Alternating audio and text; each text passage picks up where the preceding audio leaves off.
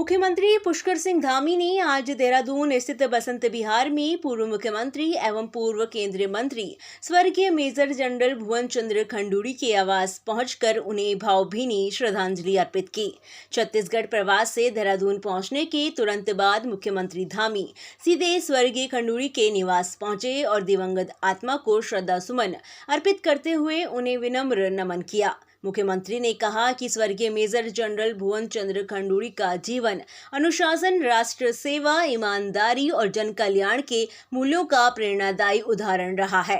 भारतीय सेना में उत्कृष्ट सेवाएं देने के पश्चात उन्होंने राजनीति और सार्वजनिक जीवन में भी उच्च आदर्श स्थापित किए।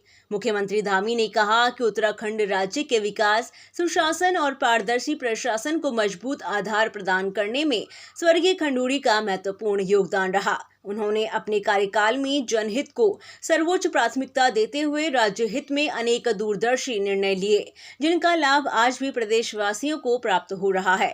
मुख्यमंत्री ने स्वर्गीय खंडूड़ी की पुत्री विधानसभा अध्यक्षा ऋतु खंडूड़ी सहित अन्य परिजनों से भेंट कर गहरी संवेदना व्यक्त की और उन्हें इस कठिन समय में धैर्य एवं संबल प्रदान करने की प्रार्थना की।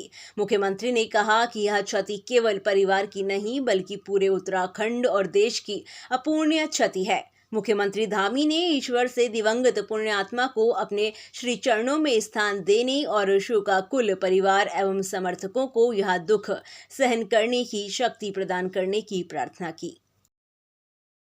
अपूर्णीय क्षति है और बड़ा हम सबको बहुत ही उनके जाने का बहुत दुख है कि लंबा कालखंड उनके सानिध्य में रहते मैंने भी काम किया है और उन्होंने सेना में रहे हों तो देश की सीमाओं की रक्षा के लिए वे जीवन भर काम किया और राजनीतिक जीवन में आए तो भारत सरकार में, राज्य सरकार में, भारत सरकार के केंद्रीय मंत्री रहते हुए और उत्तराखंड के मुख्यमंत्री रहते हुए उन्होंने अनेक विकास के कामों को आगे बढ़ाया।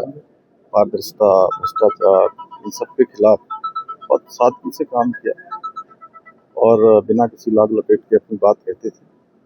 अंतिम समय तक मैंने उनको देखा कि जिस प्रकार की एक बेबाकी उनके अंदर थी, साफगोई थी, उनका जीवन बहुत ही हमारे लिए प्रेरणा स्रोत है और मैं भगवान से प्रार्थना करता हूँ कि भगवान उनको अपने श्री चरणों में स्थान दे और उनके सभी पारिवारिक जनों को, पार्टी के लोगों को, अन्य लोगों को, उनके सभी शुभचिंतकों को जो ये दुख आया है, आघात पहुंचा है, कष्ट पहुंचा है, उस कष्ट को सहन करने की शक्ति प्रदान। सर, उनके साथ काम करते हुए कोई यादें हैं?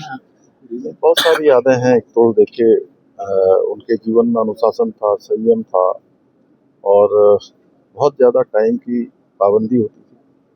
कभी आप उनसे मिलने जाओ तो आप अपनी बात कहते थे, लेकिन समय हो जाता था तो कहते थे कि आपका समय हो गया। और जो है मैंने देखा कि बहुत कुछ उनके जीवन से हम सब प्रेरणा ले सकते हैं।